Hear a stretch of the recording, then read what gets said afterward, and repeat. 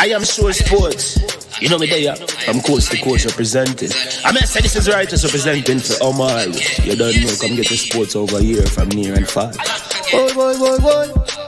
Me say I am sure sports, one thing me sure about. When me say sure, that me not doubt. Come get your sports, get it over here. Come subscribe, repost and share. I am sure sports, one thing me sure about. When me say sure, that me not doubt. Come get your sports, get it over here. Come subscribe, repost and share. If me not sure, that me not say it. Know who score, that me not say it. Never know no game play, that me not say it. If me never see no game, me not know who play. For your sports news, better come over here so. For your soccer news, then come over here so. If you don't love sports, still come over here so. For the day done, you are gonna love over here so.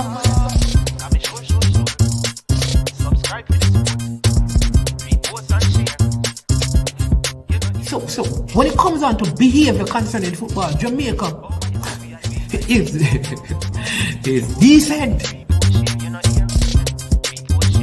I am sure that if we can get all of these things done, set in place by the end of April, it gives us enough time before the World Cup campaign.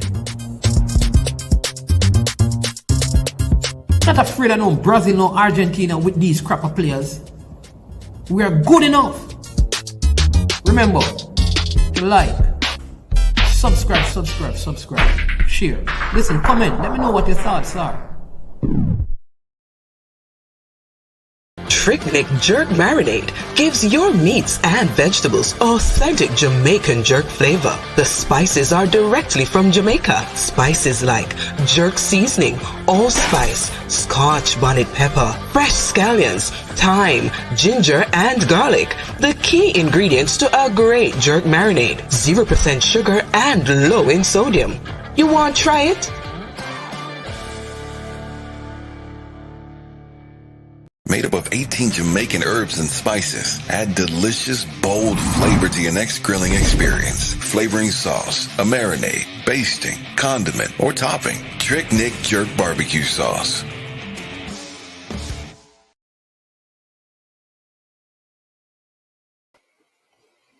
Greetings. Welcome to I Am Sure Sports. And I am Marines man. But you see, this is the I Am Sure Sports thing right up here. Hope you're doing well. Hope you're doing good. Hope you're having a wonderful day on this Tuesday. We call it Top Tuesday. You understand me? Everything up. We're staying up top. You understand me? Big up to all our subscribers, to all the persons who watch our platform, all our sponsors. We really, all right, appreciate every single one of you for all your support, for giving towards the platform. All right, really are grateful because you continually show love and support for the platform in good times and in bad times. And so we ask you to continue to support the platform. If this is your first time, again, welcome to I Am Sure Sports. I am Manning's Man, and this is our morning interview. We have a special guest that is going to be joining us. His name is Kendale Mercury. I think he's having some challenges at this time because his camera and stuff needs to be connected so I can bring him on. So once that is sorted out, we'll try and get him, see if we can use, if not his computer, we'll try to see if we can get him to use a cell phone for the purpose of this interview. But it's going to be a good one. But before we get into all of that, we want to send out the link so that other persons can join. So you too can do that. Share it with somebody else. Let them know that I Am Sure Sports is on, and they can come and watch the morning edition. If you're in the United States, for you it is the lunchtime edition, right? It's about lunchtime there in the United States, and many of you. So hey, come on in and watch it. All right. Also, just one bit of information I want to share with you. Well, two stuff. Like later this evening, we will be having one more JPL club meeting and speaking to us. You can join and be a part of that as they discuss club matters, what is happening with your clubs locally. All right. So that's later on our 8:30 show this evening. All right. So yeah, you can be a part of that. All right, let me look at some of those persons who are here. I see Fresh God, bless up, thanks for coming on as usual. Damien, I think that's Brown. Bless up yourself. All right. So I don't know, Mr. Kendale is in the background. I'm going to see if he can probably use his phone because we're not seeing any picture of him right now. So we're going to see if we can get that sorted out in a minute or two. All right. So let's see if we can get that sorted out. But in the meantime, you would have seen in the Jamaica Observer a story that that management bro uh, brought the story uh, about the changes to the JFF. Let me just bring the mic around so you can hear me a little bit clearer about the JFF voting constitution. That changes are coming. I brought that story. So there's an article in the Jamaica Observer, and I want to uh, add something to it because they mentioned one of the things I spoke about, that even in the whole changes, there is the possibility of major conflict. All right, let me give you one example. There are persons who are part of the GFF that operate in multiple, they are basically in four of the areas. So there are three major areas of vote, but there are votes allocated to different sectors. So they could end up having, one person could end up having like four or more votes because of the duality of function that they have. What do you mean by that, management? I'm going to use my very good friend because I think he's in terms of he's not thin skinned. And if I'm wrong, he will correct me. And if I'm right, in way he will be very politically um and diplomatic in his response. So let's use my friend Mr. Speed. Mr. Speed is the coach of Cavaliers. So if they were to have a vote now, Cavaliers would have a vote as one of the clubs. He would also have a vote as a coach as part of the coaches union. He'll also have a vote because his women's team would be there. And so that's like three votes right there because Cavaliers women team are up in the top four and Cavaliers football team is in the top four. And then he would be a part of the coaches union, which means that there's basically three areas of vote. I think allowing any one person to have such voting powers is not wise. So though the system has been changed, these things must be adjusted. Therefore, and this is what people have been saying, if you run a club, you cannot hold a post in the JFF. And here is why. If you do that, there lies a conflict. And what do I mean by that? The conflict would be, all right, the conflict would be this. You vote for your club, but you vote as a director.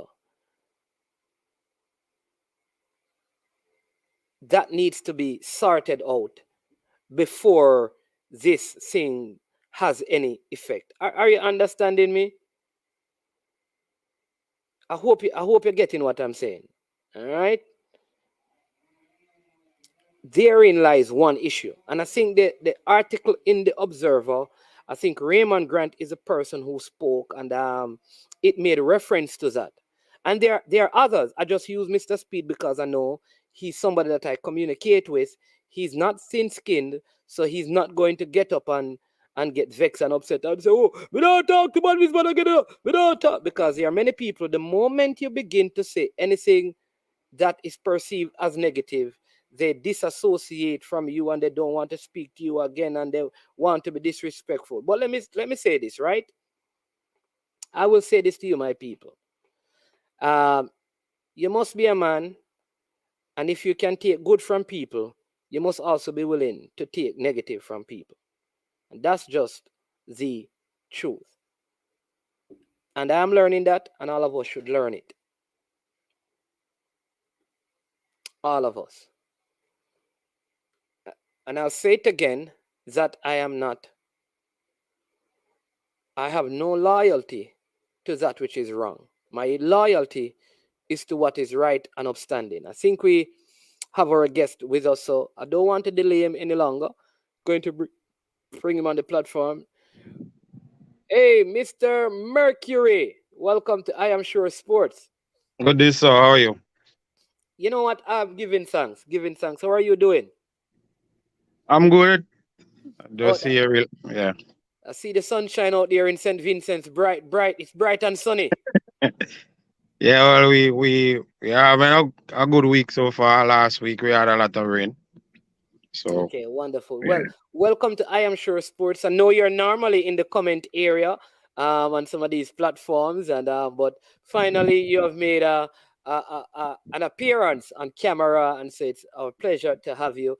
And I'm just going to ask you quickly, just take a couple of minutes and just for those who don't know you, just tell the people a little bit about you and how you are involved in football, and then we will take it from there. Well, I'm Kendale Mercury from St. Vincent and the Grenadines. I'm currently the senior men head coach for the St. Vincent and the Grenadines senior men national team. Been coaching since the age of 19. Um, Due to injuries, I started coaching early. I got my first coaching license at 2002, which was the CONCACAF English FA International Coaching License that was held in Trinidad. I actually met some of your countrymen there. It was Theodore Whitmore. I can't remember the surname of one guy. His name was Edwin at the time, kind of clear. And there was another gentleman, I can't really remember his name, but Whitmore had stand out because it's obvious. He Yeah, went to the 1998 World Cup, and I remember those things. yeah. Okay, so that's where you got your first license. Yes, But you also had some time, you spent some time in Jamaica coaching as well, or working with coaches in Jamaica. In Jamaica. Remind us about that. yeah, I coached at Village United.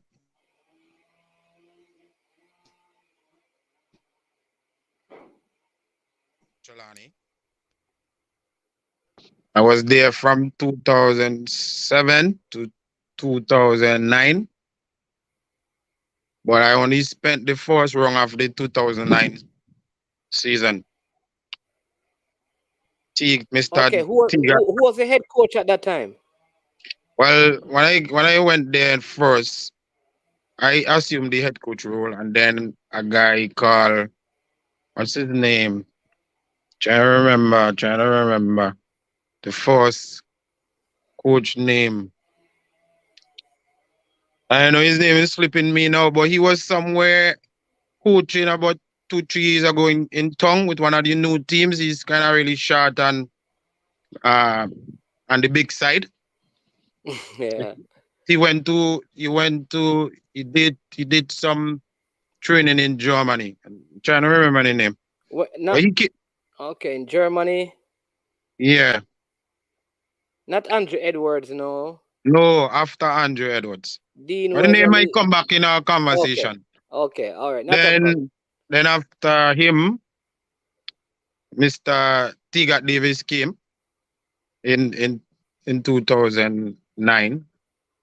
So I more now was looking at the youth. 'Cause I was trying to build the youth system for them to have sustainability because I saw the problems and so Tigat came in as a head coach. And that's where I got to know him, and he told me about his 1998 story. Well, before the 1998 story. Yes, yes, leading Yeah. up to the World Cup. Yeah. He told you how he did not go to the World Cup. Well, he told me everything. Yeah, yeah, yeah. Yeah, yeah. Big up, Mr. Davis. All right, wonderful. I'd say you're still coaching. I mean, how is St. The Vincent guy's and name was Christopher, but I can't remember his last name yet. But his okay, first name was Christopher. okay. Somebody from that side, from village, from Chilani. Balakar, where are you when we need you the most? In Balakar, come and tell us who was coaching village at that time, whose name was Christopher. All right. Yeah, man. Sunflower is saying blessing, Sir Mercury. So you're getting some love out here. All right. So also, so how are things in St. Vincent and the Grenadines right now in terms of football? How are the leagues going? Is there league football?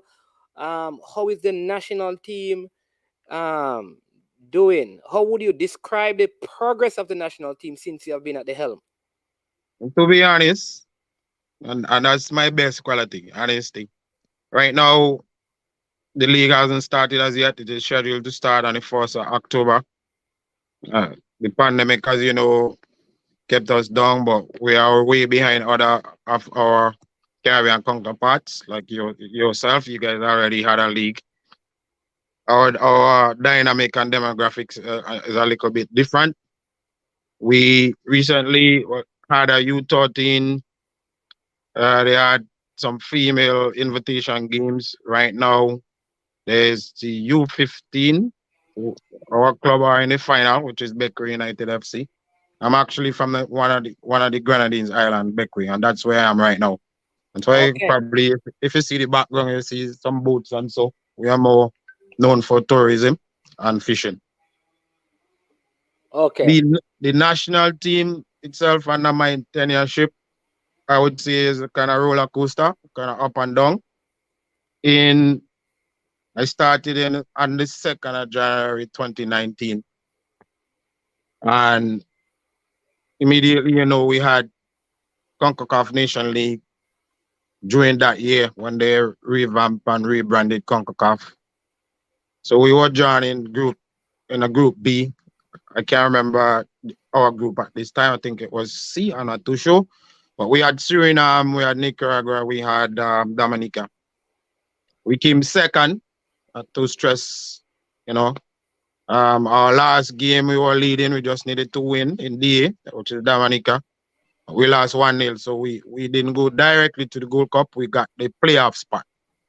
Mind you, when they started the Oh, Nation Suriname, League, Suriname had won that group. yeah, Suriname won on the last day because they Beat won away Nicaragua. at Yes, Nicaragua, right? yes.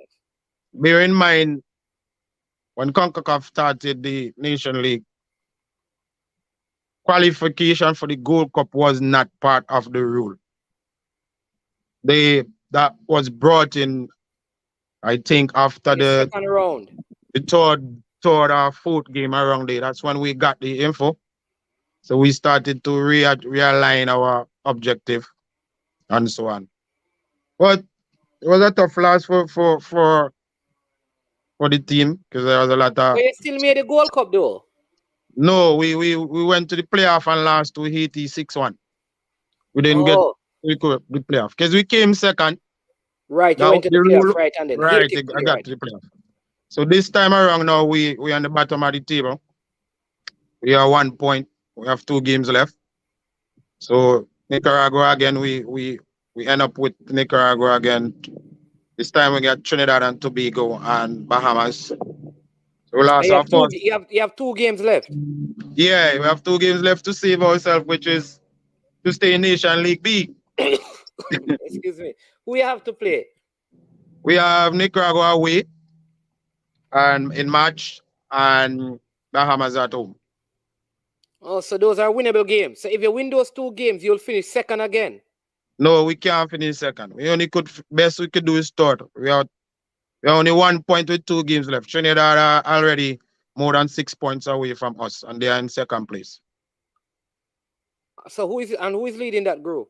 Nicaragua. Nicaragua. So mathematically, we cannot come second. We could only come third. Okay, and that would keep you in League B. Yeah, and that's the focus now. After we had our first objective, which was get directly to the Gold Cup.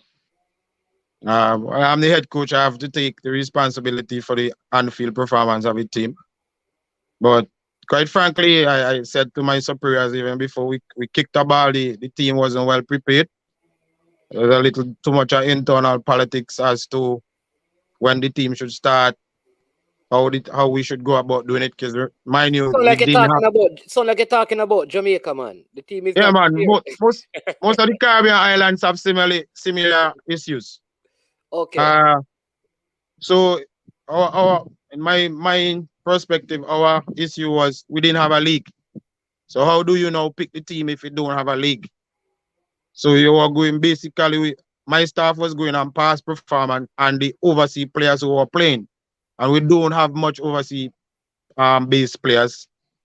Then technical director wanted to go a different way, which is cut up the St. Vincent and Grenadines in zones. So they had four zones: Central, Windward, Leeward, Kingston, Grenadines, and invite players to play and train and select the team based on performance there. Oh, just For like I have a trial games for the national team. yeah, because we the league wasn't going on. For me, I wanted a kind of mixed. So for example, I didn't want the as the head coach, the the established national players going into the zones because they already established themselves Yes. with a whole heap of Well, you know caps. that we had that issue in Jamaica recently when we were saying that if you have under 20 players who are coming from the top leagues, why do they need to come and do trials? Yeah, you can have trials, but not for certain level players. But go ahead and Exactly. yeah, So it's basically one and the same. So there was a resistance. No, we need the players in the zone because it's a structure and everybody have to feel this and that. And I can call us a certain person name who I don't know personally, but listen to you vloggers over and over, and I make it my business to study football in my region, in CONCACAF, yeah, and more so in CFU to know what is going on. That's why I log into the vloggers because you guys give a lot of information other than reading websites and other things. Uh, Mr. Speed, for me, is somebody I totally respect.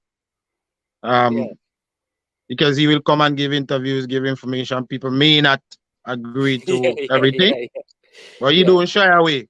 yeah. And He's good at that. he keeps stressing something I've been stressing myself. Coaching education. It is so important. I can tell you something. I've said it over. I'm not ashamed to say it. I'm not afraid to say it.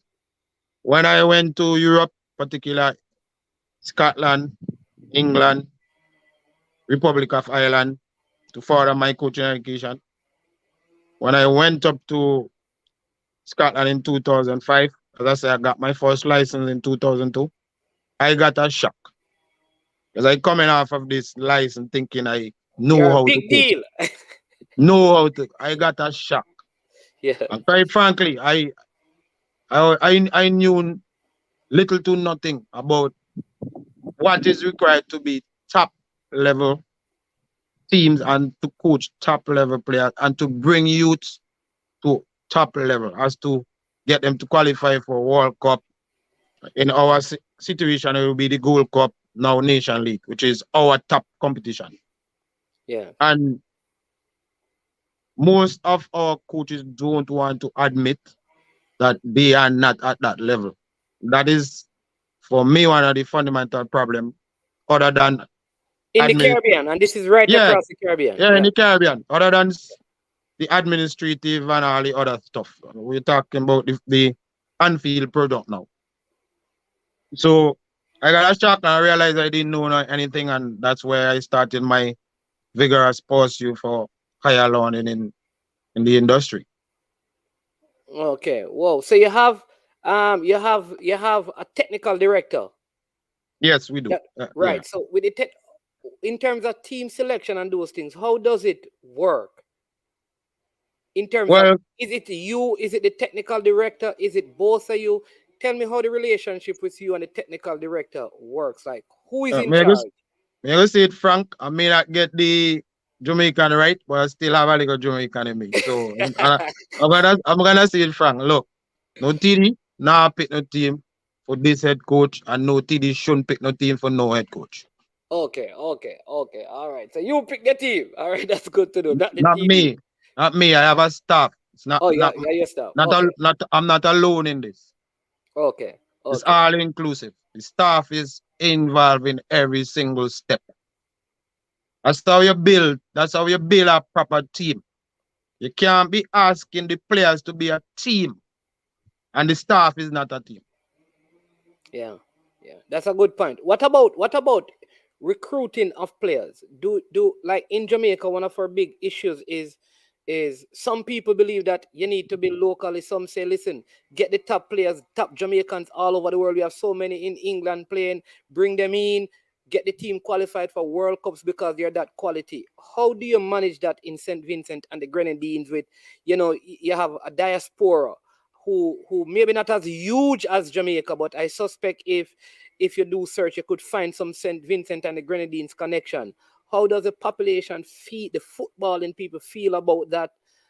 Getting as many persons, young or old, overseas to come and represent the island. Well, there's always gonna be mixed voices, but this is where your TD and your technical department will come in terms of support. Like, okay, I know you guys' perspective, you have a technical committee headed by Mr. Speed and his colleagues. So for us, as I say, we are not blessed like you guys. Our immigration law is different. For example, our immigration law only allow first generation parent to kids to get our Oh, passport. So oh, we are not like so Jamaica so where grandkids, grandparent. so grandkids. Yeah. Okay. It's only Ah, you have to have a parent born in St. Vincent. So that gave us make our pool much smaller than Jamaica. oh, So uh we have a few. We are always looking. I am always looking along with the other staff. We have our network set up just like you guys in the diaspora. We use also affiliate a company to do this scouting. oh, you actually have Um, a company that you have assigned to do that? yeah, that was initiated by a technical director. Uh, That's interesting. I he, think that is something Jamaica should look at. I don't think we have. What we have is just vloggers. yeah, but there are programs that the JFF can subscribe buy that give you that softwares, and that was my recommendation to my MA, but the present TD wasn't there yet, so he didn't know there was a recommendation. So when he made the presentation of this company doing the work, and be as I say, honesty is my best policy. I told him I wouldn't go for it. I will buy the software where Yeah. I can do the scouting ourselves. We can do the scouting ourselves.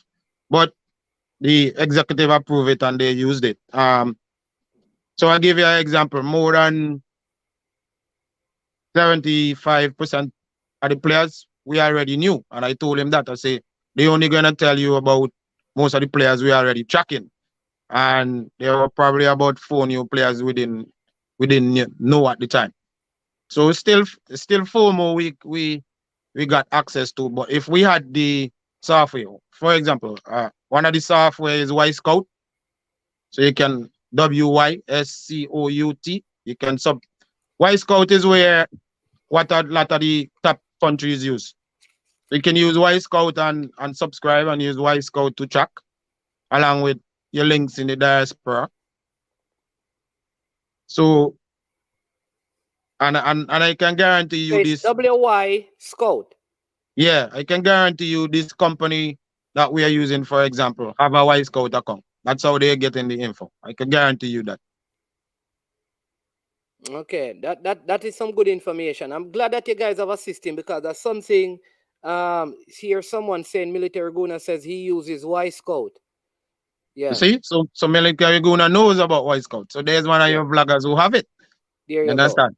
Yeah. Yeah. And- So for us, we have a few players in the USL championship. We have about what two players in USL championship. We have a few players in the lower leagues in England, like 6th tier. Uh, we have Yeah, I think given what your law says, I realize it's going to be difficult because it's first generation. Yes. It's going to make it the pool a whole lot smaller. But what Yeah. about And that, the export of players though? Are you exporting players? Are players leaving from, because like in Jamaica, we have recent, many of our players are like from this season, the Premier League, we have at least 10 players who left Jamaica out of the high school and the Premier Leagues to clubs in Europe. I mean, how is that in the St. Vincent and the Grenadines? no, a lot of players don't go the European route. A lot of players go the US route and they take the college route. So the model is go to junior college if you don't have the top academic honors, and then move up to uni, then get in the draft. If you're academically blessed and have better subjects and so that allow you to go directly to 4 year college, you go to 4 year college. So that's what we do mainly. It's the European way for us is a little bit more difficult because our football is not like you guys in Jamaica. You guys are broadcasting your football live. Your schoolboy football is extremely big. Jamaica already is, as a country, is well branded across the globe, so people know about Jamaica a lot. So we don't have that kind of appeal. Yeah. Um, so we have to do much more marketing, so players don't really know about our players. But across the Caribbean, is the talent is there, but you guys But you are guys did have Anthony, was it Anthony Modest? Anthony Manis was from Grenada. Oh, Grenada. Well, Okay. he That's is it. from Grenada, not was from Grenada. He is from Grenada. Grenada. Okay. Yeah. Okay. Because we have not So, had any St. Vincent and the Grenadines players in our local leagues. well, when I was at Village, I actually brought two players with me. I invited two players over. One was Miss Sean Glenn and one was Marion Grant, who did extremely well. But I think, as I say, is the exposure because our league are not televised, streamed, and there's not enough marketing. People don't know much about Vincent Shan League and players. But a lot of our players do go to Antigua in their Premier League. Okay. Yeah, Yeah, the because Antiguan League is very good because we have even had Jamaicans who have gone there and played. yeah, I think this player Atafari Bygrave played in Antigua. He was a leading goal scorer out here and he's in Vietnam now. right. Yeah. So the the intricacies of the market a lot of people don't know here. So to get a player into Europe, because I as a footballer and a person on a journey to better oneself in terms of the game and the knowledge and how you get better. A lot of youngsters approach me, call me on the phone about they getting this offer in Europe and what do I think? And then most of the offers are really bogus. And kids have to be aware of these things. But Yeah. they are also legitimate offers. Yeah. But Yeah, but there is a there is a let me say, there are a couple of schools that have Caribbean nationals in track and field and in football in Jamaica. There's one school have I think around 5 St. Lucians now. There's a next school out in St. Catherine that have some players that were just brought in, I think St. Diego, to play in the league. And is there an opportunity for a 17-year-old in who, because I think we all do the same exams in the Caribbean, to come to Jamaica and do like the sixth form program and play some football in the local schoolboy league? um are those as the head coach, are those options that you have looked at for the younger players that, listen, there's a good schoolboy football competition going on in Jamaica, you guys could go down there, get into a six form program and what at one of the schools, and see if through that system you can, move into Europe or be spotted. Or if not, I mean, you can still get to college, or you can still come back to, or you can play in the Premier League out there. But has that been a viable option offered to the players there? of late, last year, I think, can't remember, I don't know the exact, but it's an estimate. I think about Some now eight players moved there to Jamaica. There's some at I think A is track and field. no for football. There's a Yeah. few at I think there's a couple at Mona, there's a couple at there's more at JC Faster. Uh, Okay. yeah, one of our goalkeepers went to Mr. Duki Donovan in Clarendon just this year. He's the U20 he's a U20 keeper for us, but he was also part of our senior men goalkeeping team. So we try to get the young ones early and develop them. So his name is Garwin David. So he went.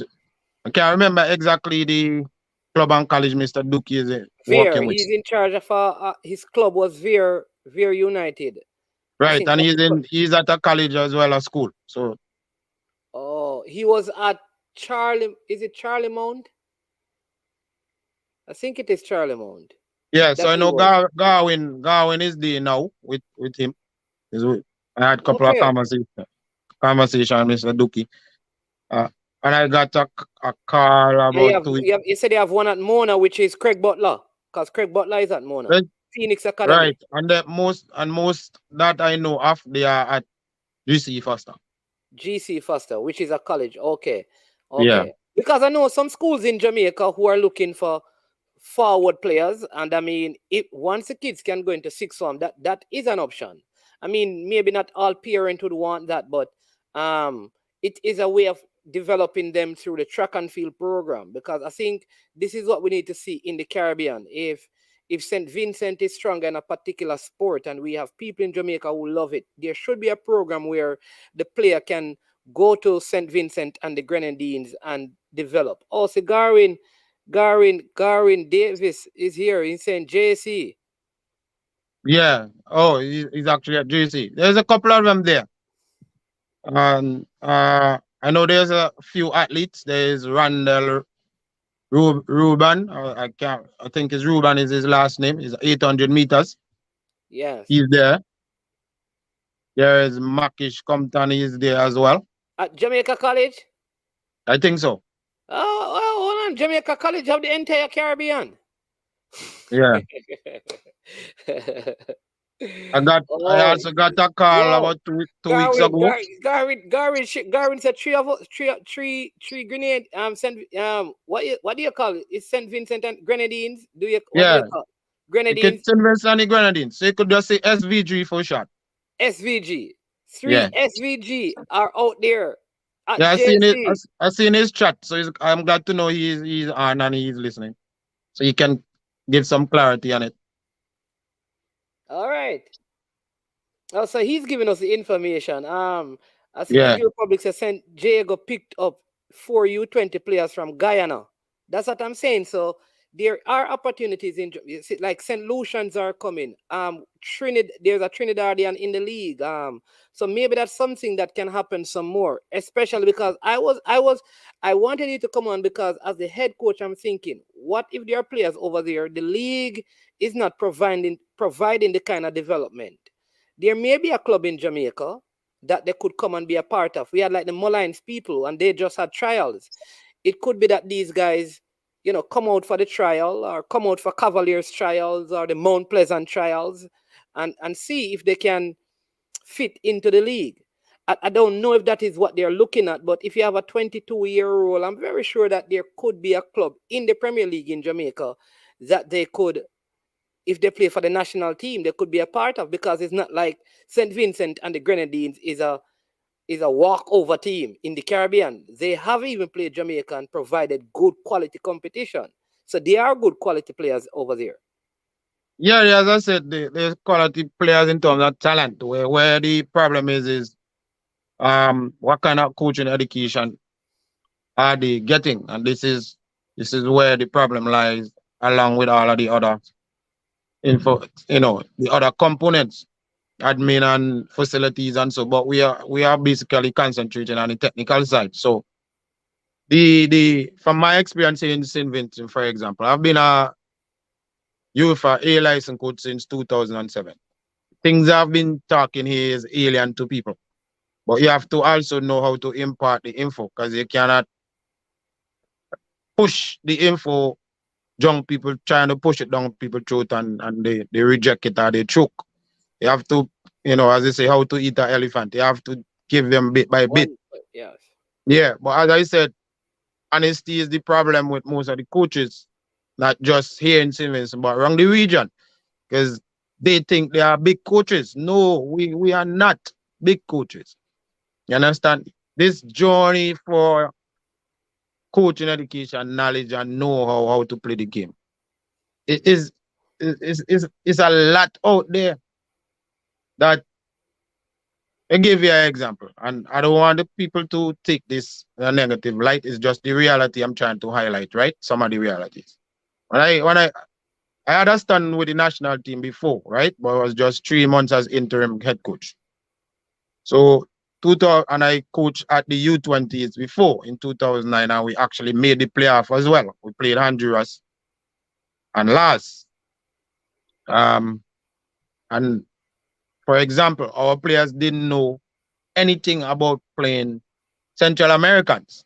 I said that to Oh, my I said that to my ESCO at the time, which is my federation members. I said these players don't have any experience playing South American. The South American are tricky. They know how to use dark arts to win game. We need to play some South Americans because they need to get accustomed to how they play, how they dive, how they get into your head, how they get into the referee. He said.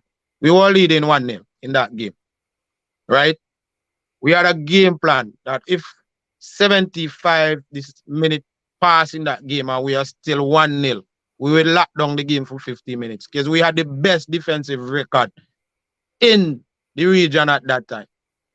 At 74 minutes, our captain got a red card for something he didn't even involve in. And that is due to lack of experience not playing Central American players. The Central America player spit in his hand, rub it in his face, and he got a tackle and roll up and down. And our captain run from the opposition box down to our box and basically got in this skirmish because there was a melee, as they say, and move his hand towards the guy's face. You don't have to hit him. He didn't hit him. He just move the elbow. And the yes. man hold the face and roll all day. Understand? So we have to understand these things. We have to post you our field. So if we choose coach to be coaches, whether which if you want to be a youth coach, a children's coach, or adults coach, because different categories. If you want to be a goalkeeping coach, special needs, these are different areas. If you want to go into physical performance analysis, choose your field, and you have to pursue education in that area. So you That's push how you you push get there. coaching education as very Yeah, important. yeah, man. It's not gonna happen. I'll give you an example. You can check it out if you haven't seen it. There's a thing series on YouTube, Manchester City scouting network around the world. I think it's about five videos. You could look at it. It's very detailed and you will love it. It'll give you an insight as to how they scout their players. Yes. Manchester City And scouting network around the world.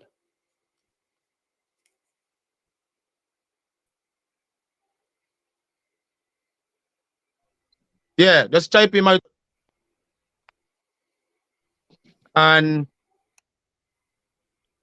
in the last video, the guy is basically saying things that me and other coaching people who understand the industry would tell you. You need five basic things. One, he said every country have talent between 10 and 13. It's true. It's not. It's all over the world. What about the Africans? But it's at 14 plus. How do you harness and develop this talent? Yes. And if you don't get certain things, you're never gonna be a pro. One, you need to have the best coaches, as in educated in different areas. Facilities, best facilities. We know we have facility issues. We're using what we have. Three, environment. So we know we have some really negative environment, some positive. So is the kids, does the kids have that support to Yeah. push through the negative environment? Does it have the discipline to push through, to go to training, to say, no, I'm not going on the block. I'm not going to get influenced by drugs, by bad leadership, and go to training and, you know, get a network of good support from you, whether it's parents, coaches, friends. You know, do we see as guys on the block a good footballer coming around the block, and do we have the mindset to say, look, this is not for you. It's 4 o'clock. Your team have training, but you are here. You know, get your boots and go. You understand? And they stress that the best have to play the best. It's obvious to get better, you have to play better competition. So your youth system, you need a system where teams are playing each other, the best playing the best for a long period of time. Not for 2 months, not for 3 months, not them little short competition. So if you're playing 2, 3 months a year, which is a start, but objective must be more. What are the kids doing for the next 6, 7 months of the year? You're going to lose that. You're never gonna get to the elite. So, for example, England was behind. They changed their whole model. They realized they weren't doing enough hours in their youth system. That they now have where you have to do uh 12 plus hours a week. You understand? The Spaniards been doing 15 plus hours. That's why the Wow. Spaniards are so technically good. So we have to look at best practices across the world and see how we could tailor these things to our environment. And that's how we go. These countries are winning championship, winning World Cups. That's where you have to look. Yeah. Yeah, very, very, very good stuff you're sharing. Very good stuff you're sharing.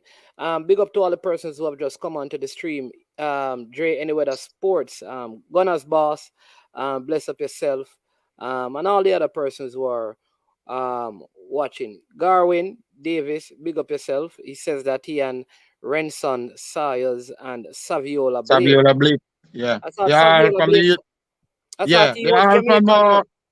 they came from I our thought Saviola U15. Blake was Jamaican. I thought he has an uncle who's a Jamaican. I'm not too sure. But I know they all came to our U15 national progress to U17 to U7 to Oh, U20. okay. Yeah, Renson was in our senior program because we kind of identify him from young as a number 6. But he went off to Jamaica. Garwin, we identify as a potential one. Saviola, we identify him as a number 6 as well, who we could develop to for future. Because we were thinking I was thinking along with my staff 2026, but a lot of the people in my local didn't understand it. They are like, where you going with them kids? And now 2026 is there. And that was since 2019 we did that. Yeah. Yeah, I need to find I need to connect with you, because I need two center forward for the man in school so we can win this time. Now uh, we can help, and I say I'm honest, so I'm not selfish. If the players that you're looking for profiler, they are not in Stevenson, I'll use the connection elsewhere. no. Trinidad, Grenada, Dominica, All right, wherever. I need to work Yeah, on yeah, some. Sure, yeah. anyway, I don't try come in here and try recruit me players them for Wolmers. And Ryan LFC is here. It's a great interview, man. Don't try come in here and try take the players them go for Excelsior and Ryan LFC. Don't try that. This is my link right here. It's exclusive. But what about like stadiums and infrastructure? I ask you this because a lot of the Caribbean was predominantly cricket. In terms of major fields, because I think Arn is it Arnas? No, it's not Arnasville. Is it Arnasville? Yes, we have the Arnisville Sporting Complex. That's our only stadium. That is Well, right. That's where cricket international is played. stadium. That is where cricket is played and where Yes. football is played. Yeah, we probably have only about 2 or 3 fields where there is not a cricket pitch. Almost 97% of the pitches have a cricket pitch in it, because our our sports council at the time, when they were handling, well, they are still handling most of the parks, They were installed as a cricket council, not a sports council. Okay. And then it changed to be sport council. So most of the personals were more pro cricket. So cricket got the better end of it. But there's changing a bit now. I must say. There's excellent. There's a time we couldn't get in Annisville, you know. We couldn't get in Annisville to train as a football, you know. We had to train That's the differently. national team? Yeah, and Annisville was an island to us. We used to just go there and play. Whoa. We couldn't get in Annisville to train.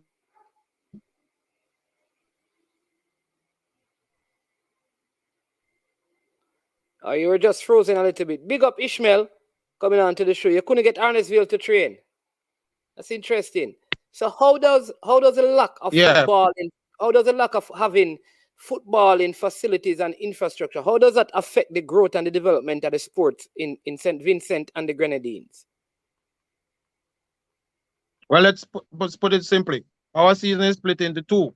Cricket have 6 months, football have 6 months. So football basically are half the table for 6 months. So that's the negative effect. There are communities who would play. Meaning that 6 months you have to play all your schoolboy football, all your female football, all your male football.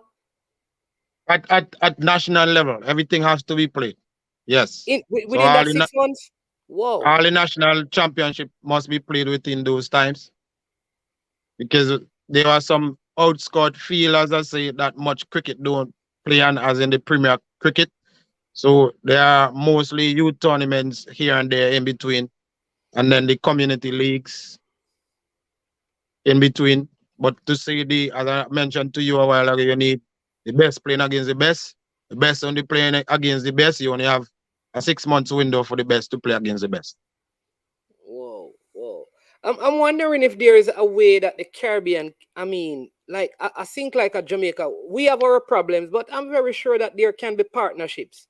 Because I'm even thinking about, like, if some of your younger coaches were to come and be a part of some of the JPL teams here in Jamaica, how that would help. If some of the coaches in the school system could come out for a month, you have some players at JC. If you could say, listen, I want to send this U20 assistant coach out to be a part of what you're doing there for a month or two, so they can take back some of that knowledge. This is where, of course, exposure to European markets are not available. That kind of developmental, holistic developmental program of football across the Caribbean can be seen. Even I'm yet to understand why even Jamaica, why our league is not infiltrated by players from across the Caribbean. Why I don't see St. Lucians and Guyanese and Grenadians. There should be the Dominicans and Haitians and Cubans. Why we're not seeing Trinidadians, we're not seeing Jamaicans going there and those coming there. What is happening in the Caribbean while the United States of America, though they are states, it's one America, like we are one Caribbean, but they travel and play in different cities. The players play, you could be born and raised in New York and you're playing in Philadelphia. Yeah, well, from my experience and understanding of the region, one, we don't collaborate a lot. We are pretty selfish in our thinking. So a lot of the coaches, think if they have this knowledge is just for me. And they see it as just only rivalry. And the rivalry is like forever rivalry. So they don't see it. Rivalry is on the day. Other than that, we are friends. So we share information, we share best practices. That's how we get better. That's how we gonna get better at what we do. If I speak to say Paul Hall or whoever, if we have relationships, we can talk about how we could better things. So for example, that's what happened in Europe. Every year, the top coaches in Europe sit together and they have a forum. And they present all the stats and all the trends. And from their perspective, what they saw in the Champion League and in the Premier League and so on. And these are coaches who are against each other on the dugout every single week. But Yeah. yet they meet every single year. Listen, the Caribbean is only like one of those major territories. So in Africa, the players move around in the leagues. In Europe, the players do the same. In Yeah, Asia, except the conflicting nations, they do the same. But yeah. in fact, here's the funny thing: the Central Americans do it. The Central Americans do it.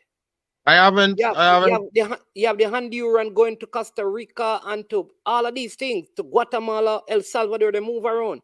I'm saying, why does it seem like it can't happen amongst the Caribbean? well, it could happen, but it is not where it should be.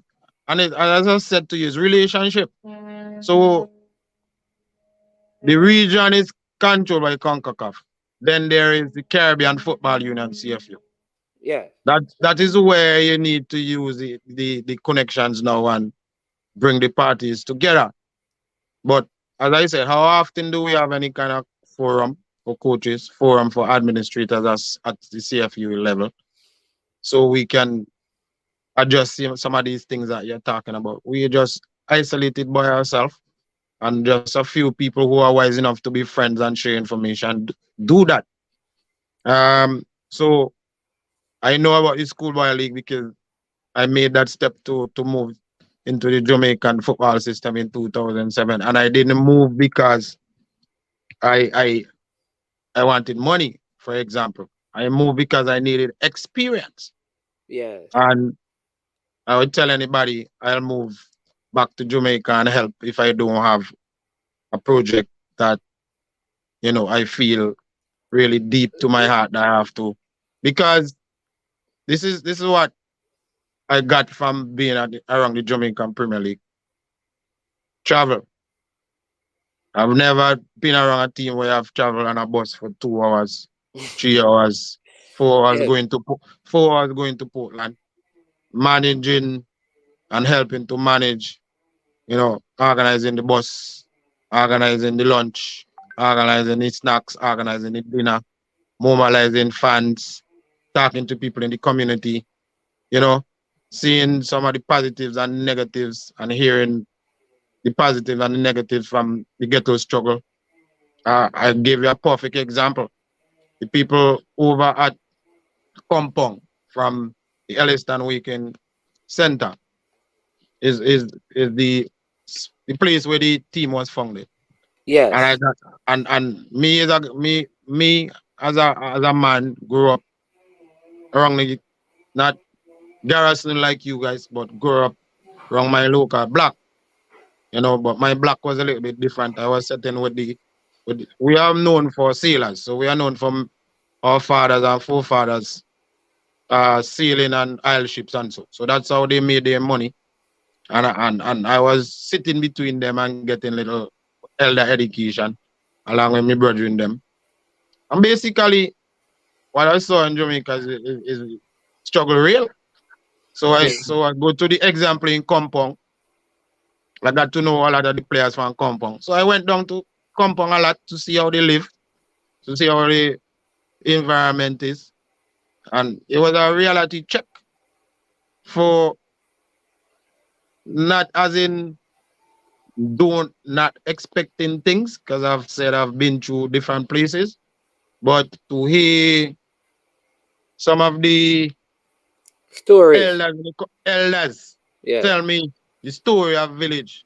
They say, Coach man, me I watch village laundry for years and can't get pay, and you know, me I Yes. go and map the flow, and and the kids them who see them used to take sponge and sap up the field, and me go to the directors and say, look, these things can't go on. You can't have people who pouring out their heart, and support them. Even if you can't give them fully, you have to be honest with them. Yeah. Me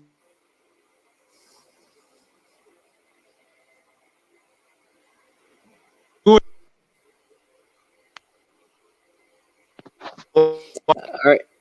Yeah, we're losing you a little bit right there. Yeah. Yeah, I was getting a call. I told most of my friends not to call me during this time, and somehow a few of them still calling. No, And me they're go probably down. watching and saying they're calling to tell her that they're seeing you, you know. That's it. I went to compound one day, and I was down there for a little while playing domino, hanging out. One of the family offer me some food, and then come and say, "Coach, you know we're going on, you know, coach. And nothing but dumpling and butter, you know." Yes. Me say, Yeah, well, bring it. Me say, bring it dumpling and butter. So it's a reality that some of the directors at village didn't know, and they're like, "Oh, you're getting too close to the locals." No, you have to know the people, them man. You have to know the people, yes, them plight yes, and struggle. definitely. Yeah, Definitely. Here's what I want to ask because just talking to you, I realize how far apart we are as a territory. Because Jamaica has had um like run two leagues during the pandemic. Last year and the year before when they did an abbreviated one, we saw some St. Lucian coming across. And I think even this year, I think this is something that the bigger leagues in the Caribbean should do. Offer invitation to the Football Federation. Say, listen, our league is starting in November. The clubs are out here. If you want, we are giving you invitation. And maybe what they can do is have like a Caribbean trials invitation where the players come down for a week and play games, and then the different clubs can be there watching and say, listen, I'd like to get that one. I'd like to, you understand? Because that way, say for example, two persons, a St. Vincent and a Grenadines player, good centre back is here, and two of the clubs in Jamaica want them. Then he has an opportunity to work out who would give him the better salary and who, you understand? I think that is something that we can do. No, that does not mean that the entire league will be filled and packed with just people outside of Jamaica. But I think it's a good opportunity because you said something that is critical to the development of football. The best must play the best. And some of the better players are players in the Caribbean, so it will sharpen them. So if they are coming to play against the best Jamaicans and the best St. Lucians and the best Trinidadians and the best Haitians and the best Cubans in the territory, then when we get to the Nations League, their skills will be sharpened and harnessed, and saying that why can't we like why and maybe you need to be the person who pioneers this, reach out to Mr. Speed and say, listen, we need to do this. Maybe when the next window is opening, we need to have something like this. I can bring down three top quality players who are at prime age and they may not be getting into Europe, but I'm sure that they can be stand out in the Jamaican League, and the St. Lucian do the same, and the Bajan do the same, and the Grenadian do the same. And next thing you know, we have a league with over 40 different players from the different Caribbean territories playing, which means if it happens in St. Vincent and the Grenadines, more of the Caribbean watches the program. If it happens in Jamaica, more of the Caribbean, because there's representation from all across the Caribbean. Like we have with, yeah. It sounds good, but you have to bear in mind as well. What are the objectives of the people who are in charge of the Jamaican Premier League? What is their mission and vision for the league? So it has to be built and structured around that. So if it's in line with what their mission and vision is, then yeah, of course. And I say you need the best, and you can look for the best elsewhere and bring into your system if that goes along with your objectives. Uh, Remember, Trinidad also has a league, so that's probably why a lot of the players from Trinidad are not in Jamaica.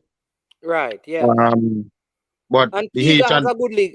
Antigua yeah, has a good league going. the Haitians are a league too, so that could be a reason. But Yeah, and Haitians, I think they partner with the Dominican Republic. Like some yeah, of their but players go but to, you will yeah. get players, moving because I spent the just before the pandemic broke, 2019 December in Antigua, and I met a Cuban national player who just had moved there to play with a club. There you go. Yeah, he And I'm centre saying, back. but there are other territories. There's Barbados, there is Guyana, there is St. Lucia, there is Grenada. So you understand? So Yeah, there are other territories that the league is not as effective and efficient, and some of those players could use the opportunity for a season or two. Now, Yeah. I know that the objective may be to sell, because remember, if I have a Grenadian player and I sell the player, it still benefit to my club. It don't matter. Yeah, you still have to get your compensation Yeah, package. still have to. So even if I have it don't matter where the player is from, if the player is at my club. Not only that, but the objective is to win the Premier League, so you can play in the CONCACAF um or club league, that they have club championships. So if you want that, you want a good mix. Yeah, a good mix. Uh, for example, I'll give an example. I gave to two clubs here in St. Vincent last week. I said, a lot of talk here about semi-pro. When are we going to semi-pro? So I said to two clubs I have good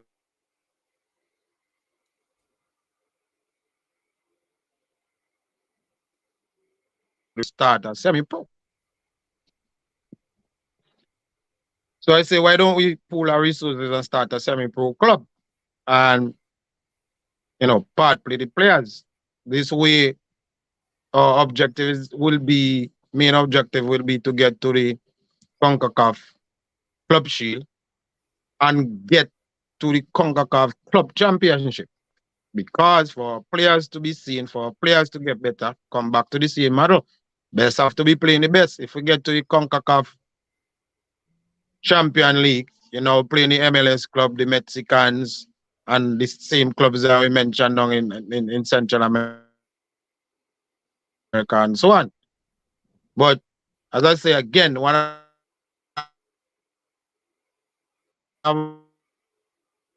to things too much. So if I am looking for people with like mind thinking and like my ideas who wanna push Caribbean football. So anybody listening this program or watching, you could get my info from Well, what I Bayern will do Show is that and I link will and link connect you. and link me. It Yeah, don't I matter will what connect. part of the world you did. We Yeah. part of the Caribbean you did. Football is my thing. Just I want to see more CFU team dominating CONCACAF, getting the FIFA World Cup, more youths getting out of here, playing at top level, and moving, sparking something, and then developing to a big flame. Yeah, me fed up see US them win Gold Cup, Yeah. Listen, and what and I they will are do. to finish. They are doing their job, But as a student of the game, when I watched the US, when I watched the Mexican, I also went to all the Jamaican Gold Cup games in Orlando. I made it my business to go to every single one. And I can tell you something. I said to myself as a student of the game, yeah, how them manage this beat we. Don't want to say putting them down, but trust me, it's coaching. They're not best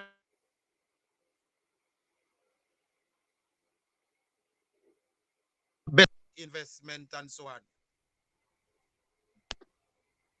In putting in that. Are you Sir Mercury, are you hearing me? Yeah, I'm hearing you. My son trying Okay. to call me, but All right. Well, he, listen, we're he, going to have just a- keep it for I'm going to just keep it for a yeah, few more minutes, because we can always do a second part of this. But I like what no problem. Sunflower has said here. He says, why not begin getting together with the parties of the other islands to discuss this via Zoom? It's a start, which is a good idea. So what I'd love to do is to even pass on your number to Mr. Speed. I think this is something that you can initiate.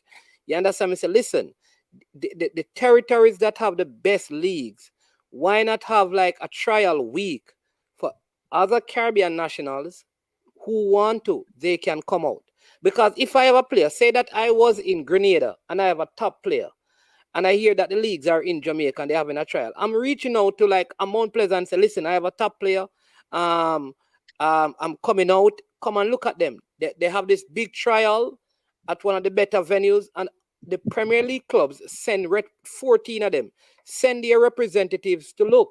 And if that player makes it, he makes it. He may not, but if he makes it, there is a salary because based on what you're saying, it doesn't seem like the league in St. Vincent and the Grenadines, the players are paid. No, it's the amateur league. The players are not paid. There you go. So Not the coach, not even the coaches. whoa. So you never apply for a job with one of the teams in Jamaica, man? We have some of the clubs coming and say they're looking for a coach and people must send in them application. Oh, well, you have a job already. You're a national coach. Me have a job already. One. Two, I help a club. Yeah. I'm part of a club that I'm helping to build. You know, educate more coaches in different areas so they can take it up and I can, take a more back seat. Yeah, but my contract will be out next year. Well, let's say end of year. And I'll be looking for a different opportunity You because never can sometimes tell, maybe by that time St. Vincent look prime for the World Cup with so many teams qualifying for 2026 and Mexico won't be playing, the United States won't be playing, and Canada won't be playing, and 3 spots are available. You understand me? So, I'm going to tell you straight up, we're not go ready because that's the presentation I made to my superiors in 2019 along with the clubs them here. Little to nobody understood, and we're now in 2020. So how we going to qualify for 2026?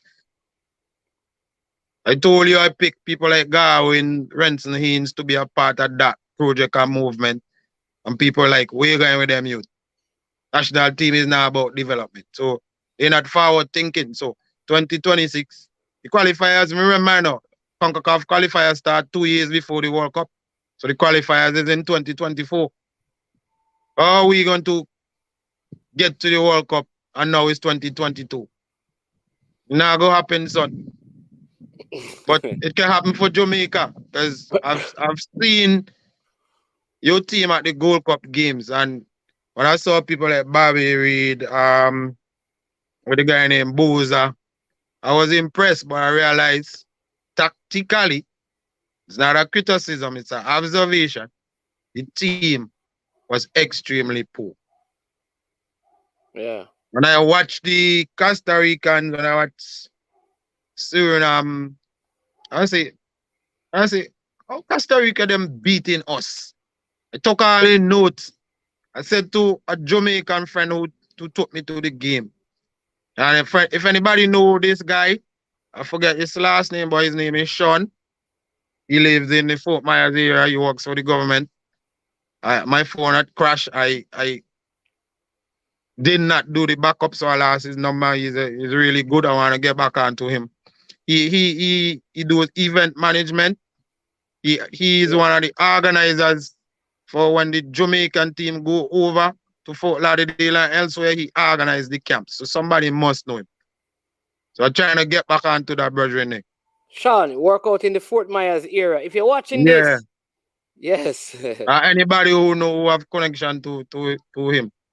So I got to know him through Jeffrey White, who was the village owner at the time when I was in village. So the phone crashed with all the number them and they didn't do the backup. So that was crazy of me not to have the backup.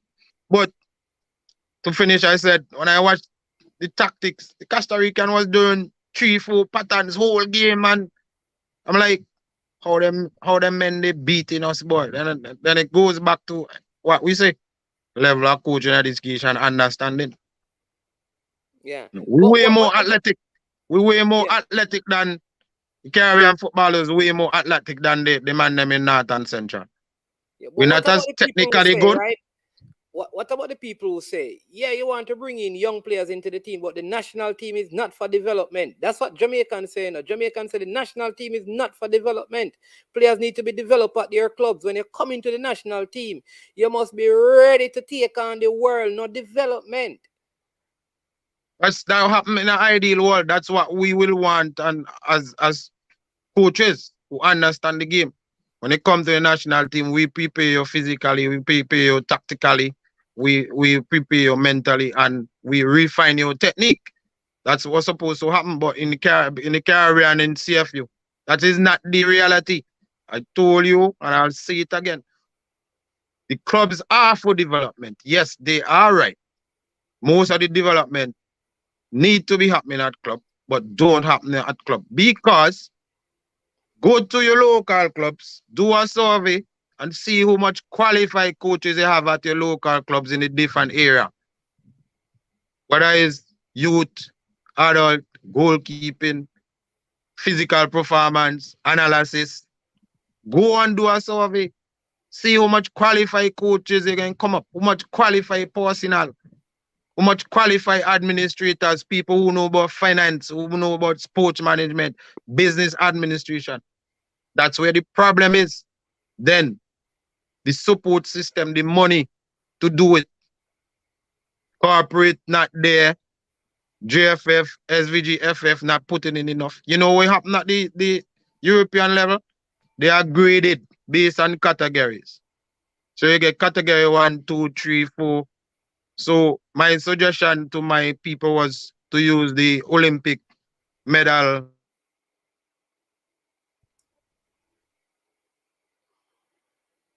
Silver, gold, and bronze.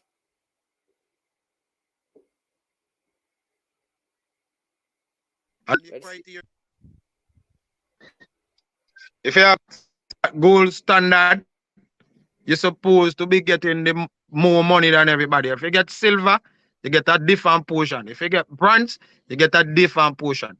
So you're forcing people to get up based on merit. And every year, Yes. you're supposed to get money from your federation. You understand? That's what happened in Europe. That's what happened in UEFA. They give money based on standards, based on what you have, certain pitches, certain qualified people, how much hours a week you train. You understand? We have plenty of work to do in our brethren. And that's why I say. I like that idea, though, that the clubs in the country should be graded gold, silver, and bronze. And listen, gold, silver, and bronze, and no medal at all. So 4 categories. Right. And if you're in the gold category, you get a allocation every year, which is different from those in the silver. But you know what the federation is going to tell you? That they have no money. That's what all the federations in the Caribbean say, you know. When you go to the federations in the Caribbean, they're going to tell you, but we have no money. Ask them, but FIFA give you money. Then say, but blah, blah, blah, blah, blah, blah, blah, blah, blah. No, there's avenue for the money. They can write project for the money. To be honest, you have to give the federation, back them up when it's true. I don't know the intricacies of Jamaica FF. When the money from FIFA is not enough to run the programs there. Trust me. People hear about these money and think, yeah, well, I listen to you guys, so I know there's alleged corruption and so on around the region, right? Not just Jamaica. But the money is never enough. Because the national team alone going to eat up the money. Because remember, you have to carry out U17, U20s, senior, from both boys and girls side. And the FIFA money is allocated for certain things. I'll give you an example. Travel, when we went to Nicaragua in 2019, for example, I'm going to try to quote it in US so you could understand.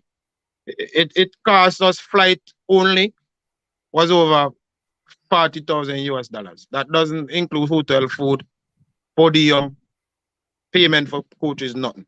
So these money that you get from FIFA, these get chopped up in no time. And it's the honest truth. That's why you need good administrators with transparency. You have to get corporate on your side. This is what the North Americans are good at. The Americans have, and the Canadians and the Mexicans, they have plenty money coming from corporate. So they can push elsewhere and top up the money for the club. Are the national players paid in the St. Vincent and the Grenadines? Like our players have a contract where they have to get a certain amount per game.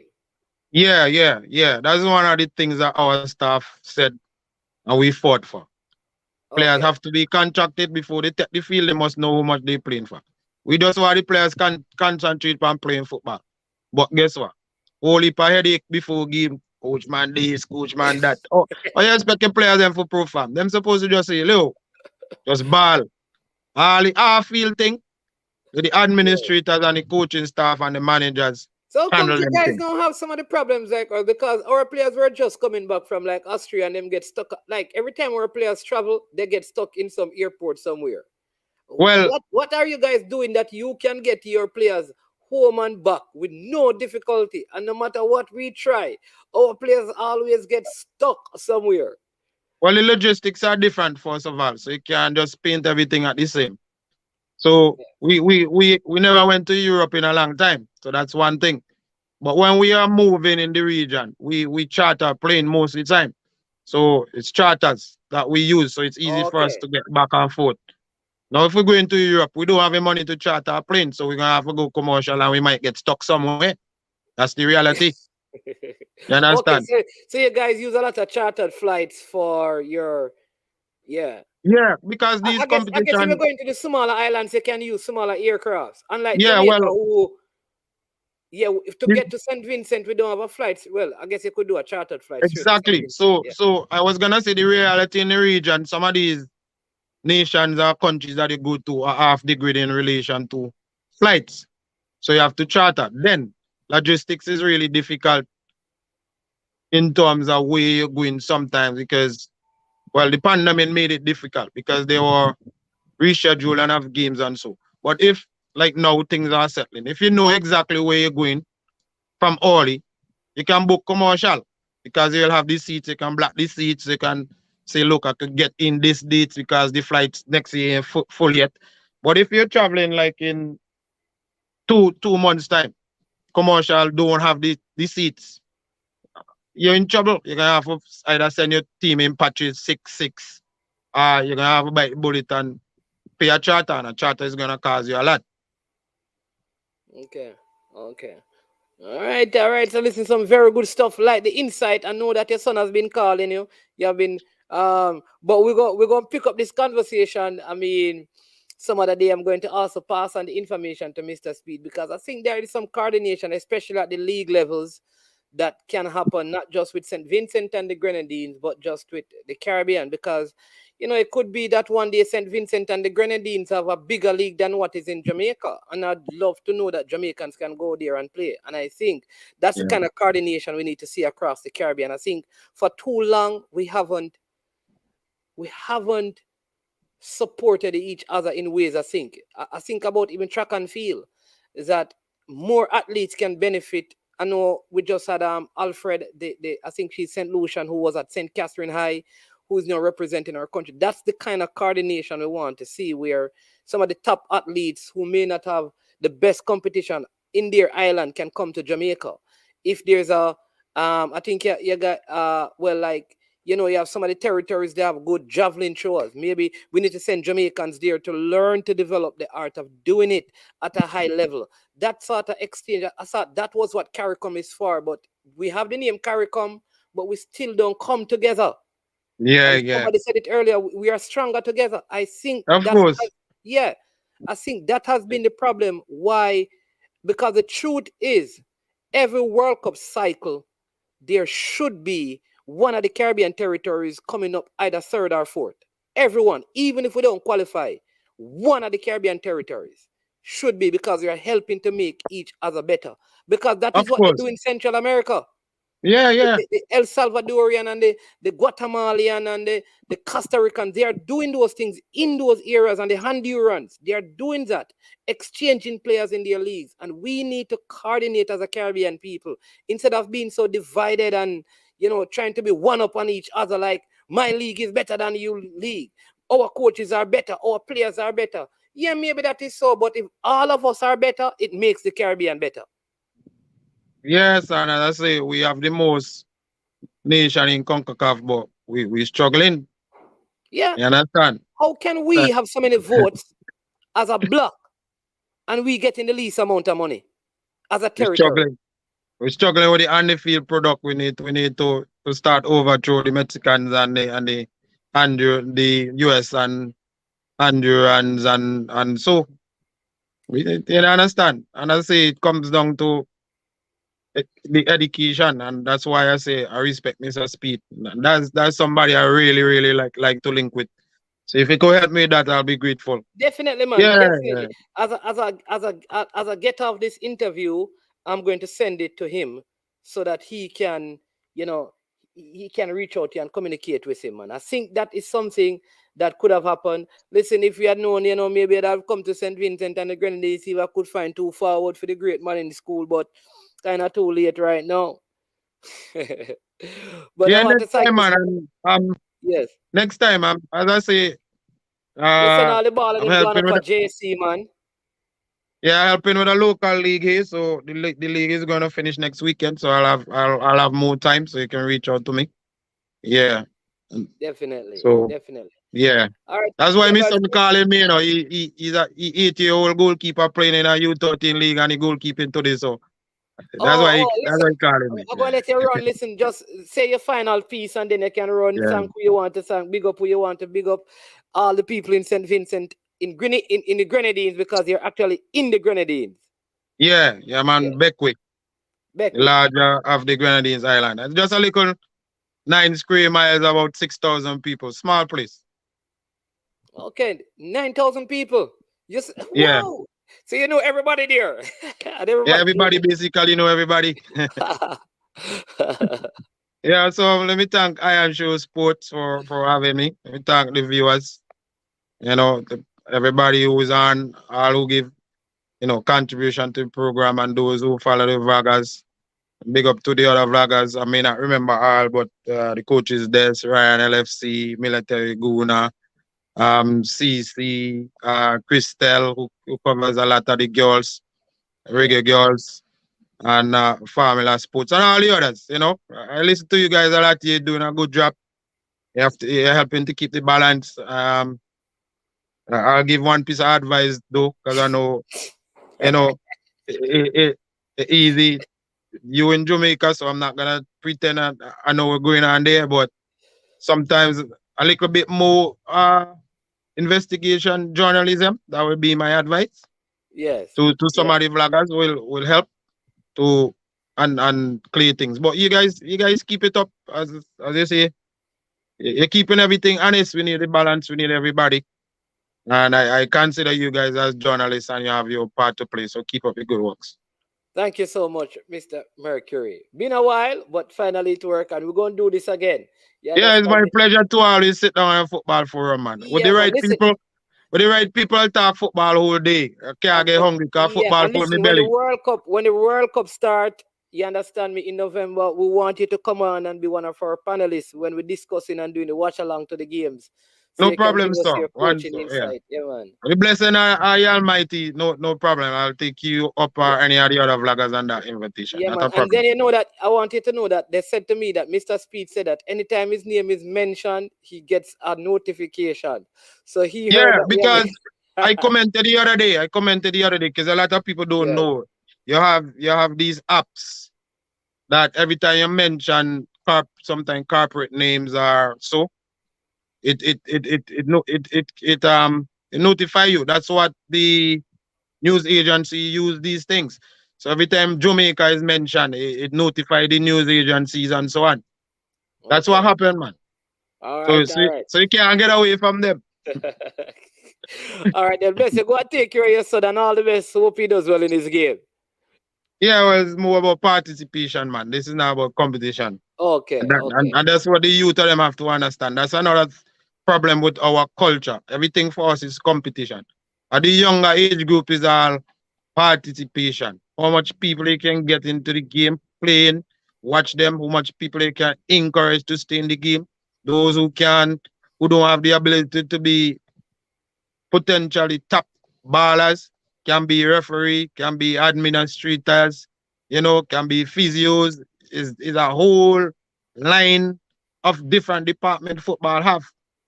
So it's Yeah, not about just oh win at this age group. It's just participate and learn, definitely. you know, because they have Definitely. 6 different categories in football. So you have the ABCs, which is just fundamentals. Then you have your learning to train, training to train. That's where you learn to train properly. Then you have training to win. That's anything is now winning. That's why FIFA start at the U17 World Cup level. It's about when you hit 18 plus is winning, is winning. Then you have retirement. Like people like me and you, I am in retirement because I am a coach. I don't play anymore. So I'm in the retirement stage as a coach. Then you had administrators, referees, and so on. This is just how the thing work, and this is where the coaching and the education come in, so people can understand the fundamental that is needed under each category.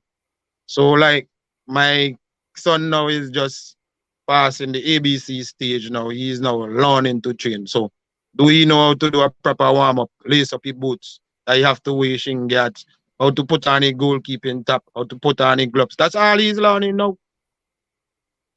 Yeah, definitely. Definitely. Listen, man, very, very, very good conversation. Again, thank you so much. And we'll definitely be in touch and be discussing some more things. So have yourself a wonderful day and look forward to talking to you again. Yes, Iron Show Sports and everybody. Bless up and thanks again. Every time. Yeah. All right. So there you go, people. Live with Mr. Kendale Mercury. He's a head coach of the St. Vincent and the Grenadines senior national team. And that was our conversation with him. I want to thank every single one of you for being a part of this discussion. As usual, we ask you, we don't do this for profit making or money making. We do it because we want to help to bring positive change in the landscape of football, not just in Jamaica, but right across the globe. And this is our effort. Small it is, but we also believe in small beginnings. And so we ask you to hit the like button if you have not done so yet, to share the content. And if you're not a subscriber to the platform, you can go ahead and subscribe to the platform. I am Manningsman. This has been I Am Sure Sports. And as usual, we say we are over and we are O-U-T out. Boom, check it out. I don't know it's Jason. I'm a represent for I Am Sure Sports. For the latest news and updates, check out I Am Sure Sports. Make sure you go to the YouTube channel, subscribe and share. Jason representing I Am Sure. I Am Sure Sports.